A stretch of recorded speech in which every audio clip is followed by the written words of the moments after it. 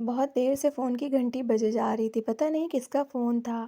فضا اس وقت اپنی ماں کے کپڑے بدلوا رہی تھی، اس لیے بیچ میں سے اٹھ کر نہیں جا سکتی تھی۔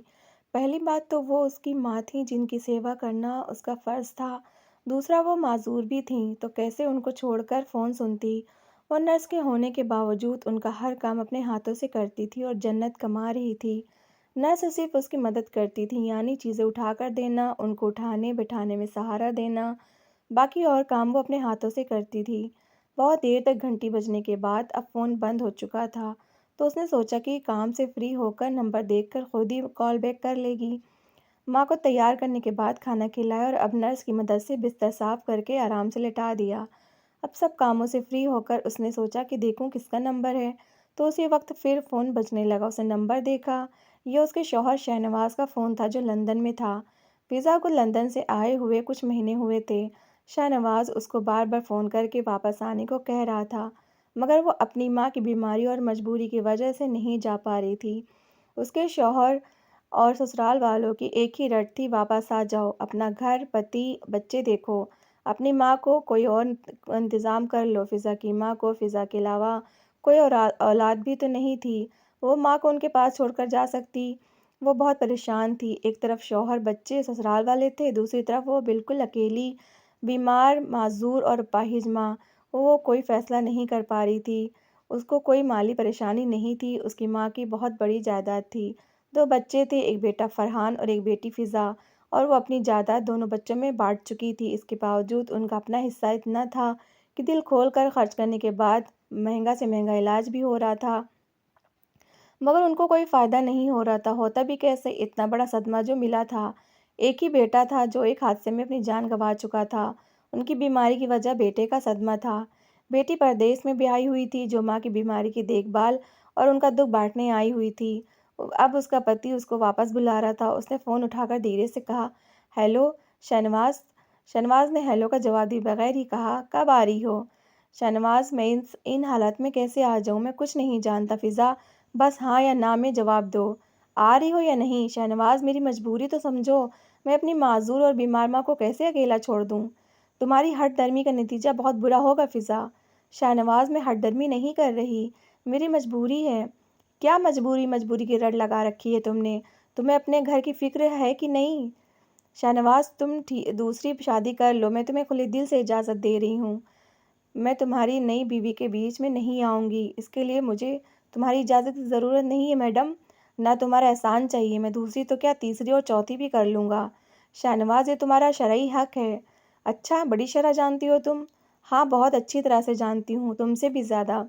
ٹھیک ہے، پھر مجھ سے کچھ مت کہنا، میں اب کچھ بھی نہیں کہہ رہی۔ شہنواز، مجھے تمہاری تنہائی کا احساس ہے، اس لیے تمہیں مشورہ دے رہی ہوں کہ تم دوسری شادی کر لو۔ تو پھر تم کہاں جاؤ گی؟ جہاں اب ہوں۔ کب تک تمہاری ماں زندہ رہیں گی اور کب مریں گی؟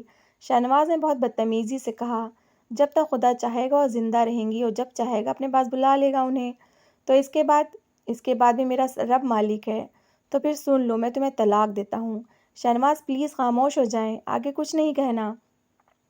میں نے ایسا تو نہیں کہا آپ سے اور نہ چاہا، خدا کے لیے آگے کچھ نہیں کہنا۔ لیکن شہنواز خاموش نہیں ہوا، 3 بار طلاق کا لفظ دہرا کر پل بھر میں سارے رشتے ختم کر بیٹھا۔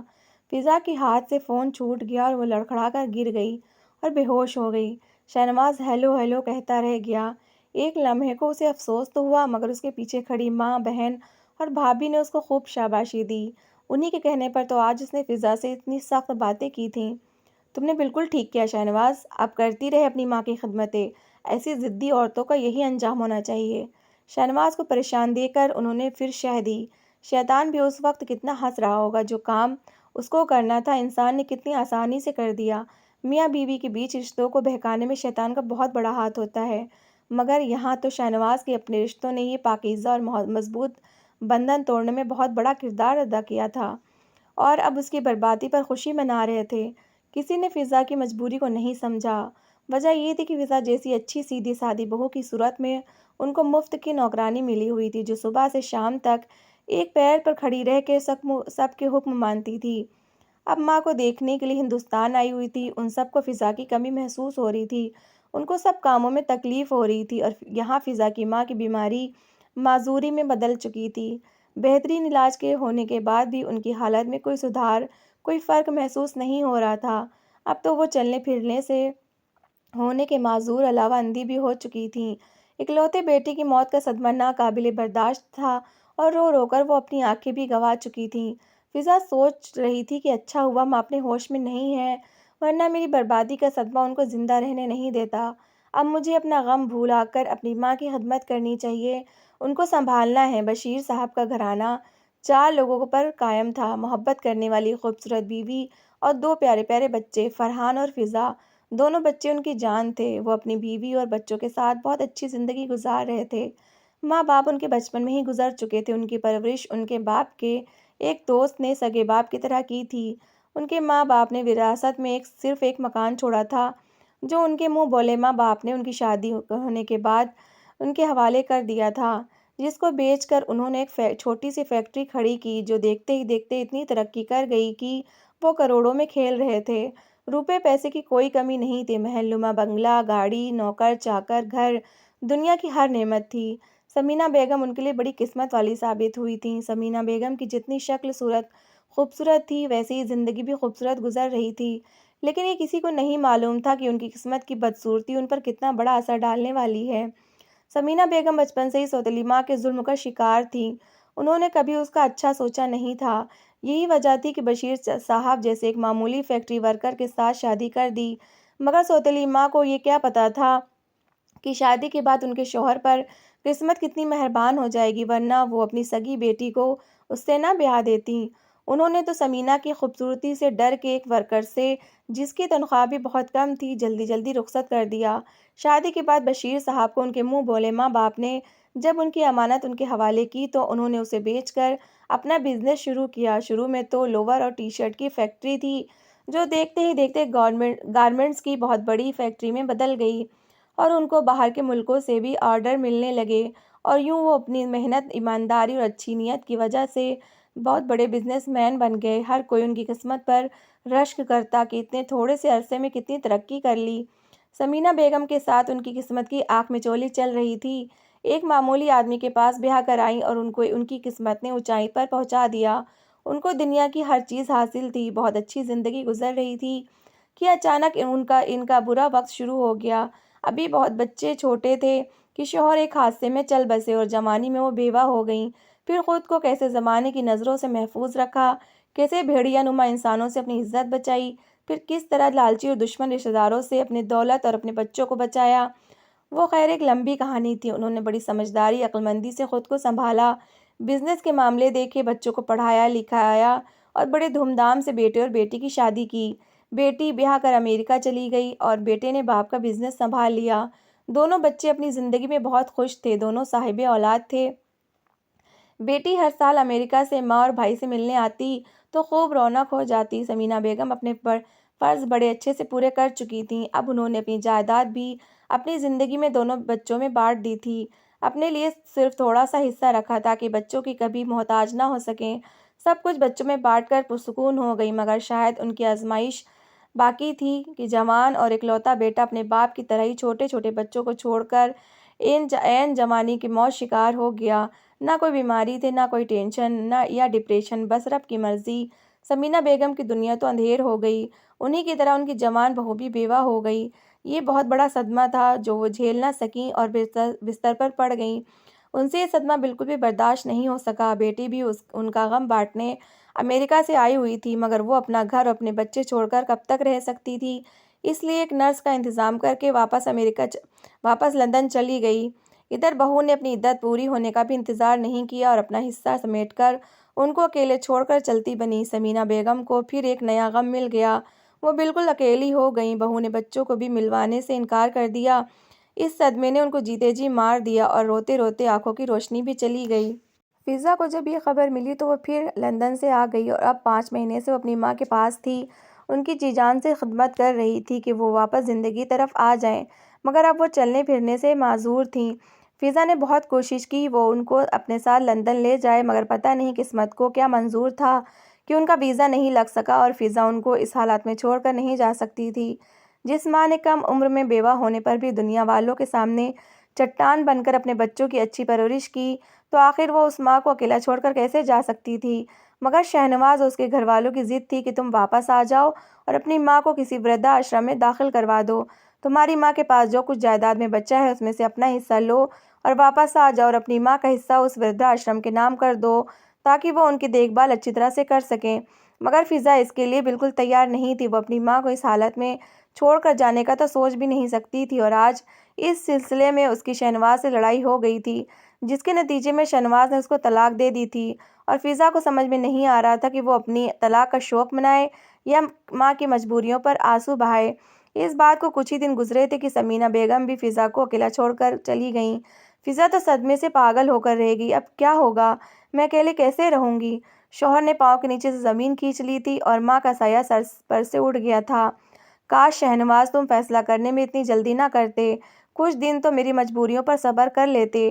اس دن پہلی بار اس نے دل میں شہنواز سے شکوہ کیا تھا۔ شہنواز اور اس کے گھر والوں سے اس کا رشتہ تو ٹوٹ چکا تھا، مگر اس کا اپنے بچے سے تو رشتہ تھا۔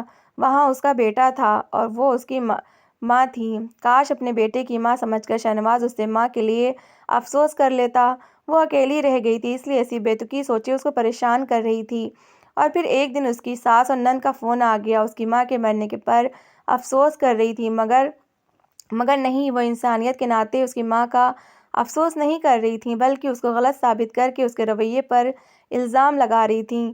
تم شہنواز کی بات مان کر واپس آ جاتی تو اچھا ہوتا، لیکن تم نے اپنا شوہر، بچہ اور گھر بار چھوڑ کر اپنی ماں کی خدمت کی، پھر بھی تمہاری ماں نہ بچ سکی۔ کیا تھا اگر تم ہماری بات مان کر اپنی ماں کو کسی اناتھ آشرم میں داخل کروا دیتی تو تمہارا اپنا گھر تو نہیں ٹوٹتا نا؟ ان کی زندگی جب تک تھی تو وہ آشرم میں بھی زندہ رہتی۔ اب تم اکیلی کیا کرو گی؟ تمہاری ضد نے تمہارا سب کچھ ختم کر دیا۔ تم ہمیشہ کے لیے برباد ہو گئی ہو۔ اور اس کے زخموں پر نمک چھڑک رہی تھی۔ کاش شہنواز تم بھی ایک بار فون کر لیتے، چاہے میری غلطیوں کا الزام ہی لگاتے۔ بے شک تمہارا رشتہ تو اب قائم نہیں رہا، مگر میں اتنے عرصے تمہاری بیوی رہی ہوں، تمہارے بیٹے کی ماں ہوں۔ اس رشتے سے تم میری ماں کے مرنے پر افسوس کے 2 شبد تو بول دیتے۔ پھر اس نے خود کو سمجھایا، مجھے ایسا نہیں سوچنا چاہیے۔ میرا اب اس سے کوئی رشتہ نہیں، کوئی تعلق نہیں، اور تعلق تو اس کی بھابھی نے بھی نہیں رکھا تھا۔ وہ بھی تو ساس کے مرنے پر آئی ضرور تھی، مگر افسوس کرنے نہیں، بلکہ باقی جائیداد کا حصہ مانگنے۔ وہ جانتی تھی کہ جس گھر میں ساس رہتی تھیں وہ انہی کے نام ہے، اور ان کے بیٹے، بہو اور بچوں سے رشتہ نہیں ٹوٹا تھا۔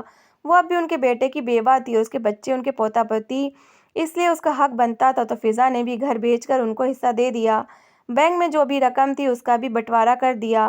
اس نے دوسرا ایک چھوٹا سا گھر خرید لیا، مگر اب بھی اس کے حصے میں بہت کچھ آیا تھا۔ اس کو کوئی مالی پریشانی کا سامنا نہیں کرنا پڑا، مگر تنہائی کا بہت بڑا روگ لگ گیا تھا۔ وہ پڑھی لکھی تو تھی ہی، اس لیے اس نے ایک پرائیویٹ اسکول میں جاب کر لی، گھر کے کاموں کے لیے ایک میڈ رکھ لی جو اس کی ماں کی زندگی میں ان کے گھر میں تھی۔ اس طرح اس نے اپنے اکیلے پن کا علاج بھی کر لیا۔ زندگی میں پریشانی اور مصیبتیں تو آتی رہتی ہیں، تو اس سے پریشان ہونے کے بجائے اگر اس سے نکلنے کا راستہ ڈھونڈ لیا جائے تو زندگی گزارنا آسان ہو جاتا ہے۔ فضا نے بھی اپنی ہمت اور حوصلے سے پریشانیوں سے چھٹکارا حاصل کر لیا اور اپنے دکھوں سے سمجھوتا کر لیا۔ زندگی پرسکون ہونے لگی، مگر اب بھی اسے کبھی کبھی یہ خیال آتا کہ کاش شہنواز نے اسے طلاق نہ دی ہوتی۔ بے شک وہ دوسری شادی کر لیتا، مگر اس سے رشتہ تو نہ توڑتا۔ اسے اب بھی ایک چھوٹی سی امید تھی کہ شاید اسے کبھی اس کا خیال آ جائے اور فون کر کے اس کی خیریت پوچھ لے اور اس کی ماں کے مرنے کا افسوس کر لے۔ پھر ایک دن واقعی شہنواز کا فون آ گیا۔ وہ بہت دیر تک اس کی ماں کے لیے افسوس کرتا رہا، اس کا بھی حال پوچھا۔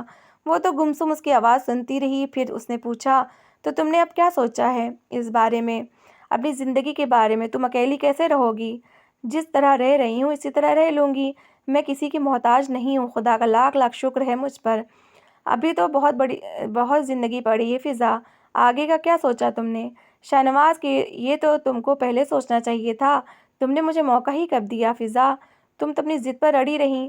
میں نے موقع نہیں دیا یا تم موقع کی تلاش میں تھے مجھ سے پیچھا چھڑانے کے لیے؟ اور میں ضد نہیں کر رہی تھی، میں تو مجبور تھی۔ میں نے تمہیں بہت سمجھانے کی کوشش کی تھی، مگر اس وقت تم نے اپنی آنکھیں اور کان دونوں بند کر لیے تھے۔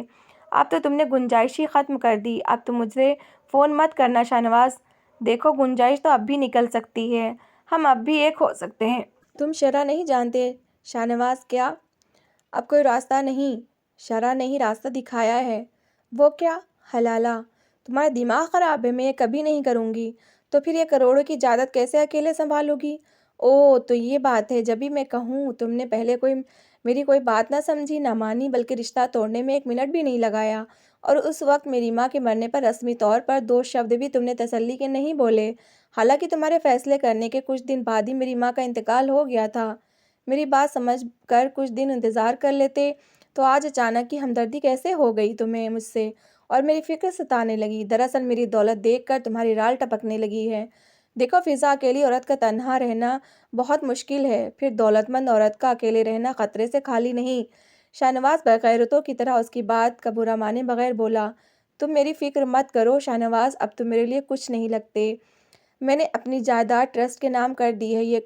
یہ کیوں کیا تم نے؟ تمہارا بیٹا بھی تو ہے نا ایک، تمہاری جائیداد کا وارث موجود ہے۔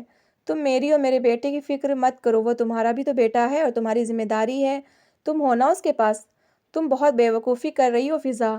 میں کچھ بھی کروں مگر میری جائیداد پر تمہارا کوئی حق نہیں، میں جو چاہے کروں۔ اب تم مجھے فون مت کرنا، میرے لیے غیر محرم ہو تم، لیکن میں اب بھی تمہارا محرم بن سکتا ہوں۔ تم میری بات غور سے سنو۔ نہیں، بالکل نہیں، مجھے وہ قبول نہیں۔ تم ایک بار پھر اچھی طرح سے سوچ لو شاہنواز، تم نے سوچنے سمجھنے کا موقع ختم کر دیا ہے۔ مجھے تم سے اب کبھی بھی کوئی بات نہیں کرنی، فضا نے خود اعتمادی سے کہا اور فون بند کر دیا۔ اس کو حالات میں بہت مضبوط بنا دیا تھا، لیکن شاہنواز اس کو آسانی سے چھوڑنے والا نہیں تھا۔ کچھ دنوں بعد اس نے پھر فون کیا۔ ہاں تو کیا سوچا ہے تم نے؟ میں نے جو سوچا ہے تمہیں بتا دیا ہے، اور میں تم سے کوئی رابطہ نہیں رکھنا چاہتی، یہ بھی بتا چکی ہوں۔ تو پھر تم نے مجھے فون کیوں کیا؟ مجھے تم سے کوئی بات نہیں کرنی ہے فضا، خدا کے لیے فون بند نہیں کرنا، میری بات سن لو۔ تم اتنے عرصے میری بیوی رہ چکی ہو، تم مجھے اچھی طرح سے جانتی ہو۔ میں نے جو بھی کہا تھا غصے میں کہا تھا، میں تمہاری دوری برداشت نہیں کر پا رہا تھا، مجھے تم سے محبت ہے، میں تمہیں بہت اچھی طرح سے جان چکی ہوں شاہنواز۔ بس اب کچھ مت کہنا، اگر میں نے کبھی سوچا بھی تو تمہارے لیے نہیں بلکہ کسی اور کے لیے سوچوں گی۔ پہلی بات تو میں ایسا کبھی نہیں کروں گی، لیکن اگر کبھی دوبارہ گھر بسانا چاہت بھی تو وہ تم بالکل نہیں ہو سکتے۔ میں کسی اور سے رشتہ جوڑ لوں گی، آزمائے ہوئے کو دوبارہ نہیں آزمایا جاتا، شاہنواز کو جلانے کے لیے فضا نے کہا۔ اور تمہارے بیٹے کا کیا ہوگا؟ تم اس کو اس کے حق سے کیوں محروم کر رہی ہو؟ شاہنواز کا غصے سے برا حال ہو گیا، وہ اس کی دولت سے اتنی آسانی سے نہیں ہاتھ دھونا چاہتا تھا۔ اب اسے فضا نہیں بلکہ اس کے پیسوں کی ضرورت تھی، اور فضا بہت اچھی طرح سے یہ بات سمجھ گئی تھی۔ تم نے میرے بیٹے کو بے شک مجھ سے جدا کر دیا ہے، مگر پھر بھی وہ میرے رابطے میں ہے، اور میں نے اس کے لیے وصیت تیار کر لی ہے۔ مناسب وقت پر اس کو اس کا حق مل جائے گا۔ تم چاہو تو میں اب بھی اس کے خرچ اٹھانے کو تیار ہوں، مگر تمہارے ہاتھ میں بالکل نہیں دوں گی۔ فضا دوسری شادی بالکل نہیں کرنے والی تھی، حالانکہ ابھی وہ جوان تھی۔ اس نے شاہنواز کو ٹوٹ کر چاہا تھا، مگر اب اس کی اصلیت جان کر اس کے دل سے مرد نام کی ذات پر اتر چکی تھی۔ رشتہ تو پہلے ہی ٹوٹ گیا تھا، اب کیا باقی بچا تھا؟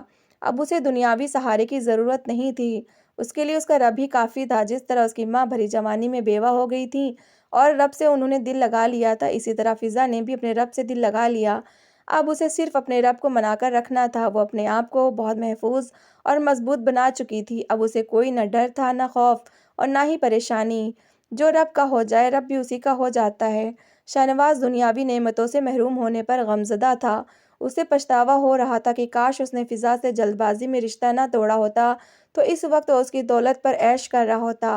اور یہ بات سچ تھی کہ کوئی دنیا نہ ملنے پر غمزدہ تھا تو کوئی دنیا بنانے والے کو پا کر خوش تھا۔ تو دوستو، کیسی لگی آپ کو ہماری کہانی؟ اگر کہانی اچھی لگی ہو تو پلیز اسے لائک کریے گا، شیئر کریے گا، اور اپنی رائے کمنٹ باکس میں ضرور دیجیے گا، اور میری اچھی اچھی کہانیاں سننے کے لیے میرا چینل سبسکرائب کریے گا۔ Thanks for watching.